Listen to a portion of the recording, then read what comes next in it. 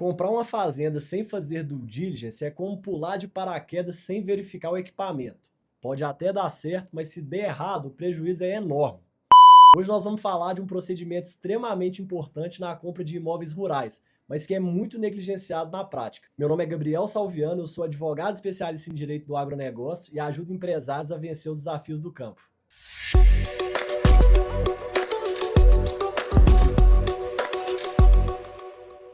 A due diligence jurídica é uma investigação completa que acontece antes de você assinar o contrato de compra de uma fazenda ou outra propriedade rural.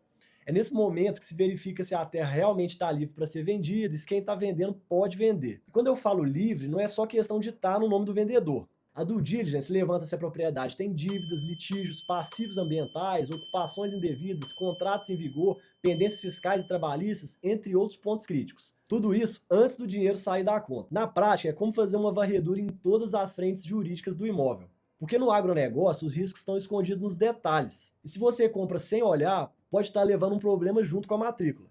Vamos falar de alguns casos reais que ilustram isso. Teve um cliente que quase comprou uma fazenda de 800 hectares, aparentemente livre, mas ao fazer a due diligence, descobrimos que a área tinha embargo ambiental por desmatamento ilegal feito há mais de 10 anos. E o que isso significa?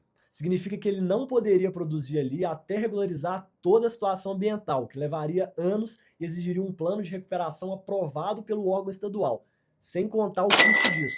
E a responsabilidade pelo embargo é de quem cometeu o crime? Não. A obrigação de recuperar o dano ambiental acompanha o imóvel e a justiça já pacificou que essa é uma obrigação chamada próprio terreno, ou seja, passa para o novo proprietário. Outro caso comum é a questão das dívidas ocultas. E eu já peguei situação em que a fazenda estava hipotecada e com ações fiscais em andamento. Se o comprador fecha negócio sem saber disso, corre o risco de ter o imóvel penhorado por dívida que não é dele. E o detalhe, nem sempre essas pendências aparecem na matrícula. É por isso que a due diligence exige a emissão de uma série de certidões judiciais, fiscais, ambientais, cartorárias e até bancárias, em nome do imóvel e do vendedor. E a análise precisa ser completa e técnica. Inclusive, se a venda for considerada como feita para fraudar credores, ela pode ser anulada na justiça. O comprador perde a terra e às vezes nem consegue recuperar o dinheiro investido. E esse tipo de risco não aparece nas fotos da propriedade. Agora, imagina que a fazenda tem um contrato de arrendamento em vigor. Você compra e acha que vai entrar na posse, mas não entra. Porque a lei dá ao arrendatário o direito de permanecer até o fim do contrato e ainda com direito de preferência na compra.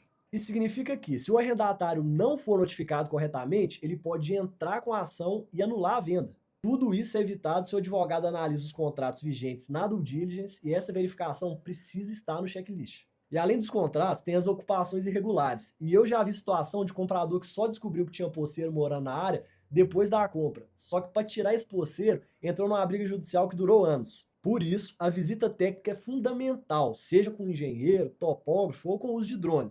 É preciso conferir se a terra do papel é a mesma que está cercada, ocupada e registrada. Muitos imóveis antigos têm descrições imprecisas, com erros de perímetro e sobreposições com vizinhos. Isso pode virar litígio por disputa de divisas se não for resolvido antes da compra. E nessa hora, ter um levantamento georreferenciado faz toda a diferença. Outro ponto crítico é o histórico dominial. A gente analisa toda a cadeia de registros, verificando se houve transmissão correta, sem saltos, sem vícios, venda informal, herdeiro fora da escritura ou transmissão sem escritura registrada.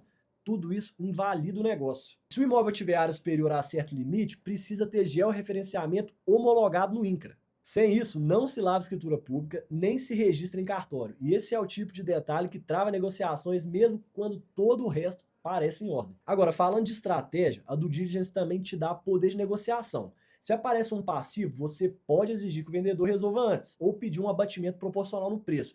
Isso muda completamente a lógica da negociação. Inclusive, dá para negociar cláusulas de retenção de parte do pagamento em conta escrow, condicionada à entrega de certidões ou regularizações específicas. Isso é segurança jurídica e proteção do capital investido. O agro tem regras próprias. A legislação fundiária, ambiental e agrária impõe obrigações específicas. E na prática, quem atua no setor entende como essas obrigações se conectam ao negócio rural. Você precisa que toda essa análise seja feita por quem conhece o campo, o cartório e o CAR. Cada cláusula bem escrita, cada certidão bem lida pode evitar anos de prejuízo ou um litígio com o qual você nem contava. E mais, uma due diligence bem feita permite transformar risco em oportunidade. Eu já vi negócio que seria desfeito por insegurança e conseguimos viabilizar com garantias jurídicas bem estruturadas. E para continuar ajudando os agentes do agronegócio, o próximo vídeo vai ser sobre a responsabilidade civil do produtor rural. Um forte abraço e nos vemos nos próximos vídeos.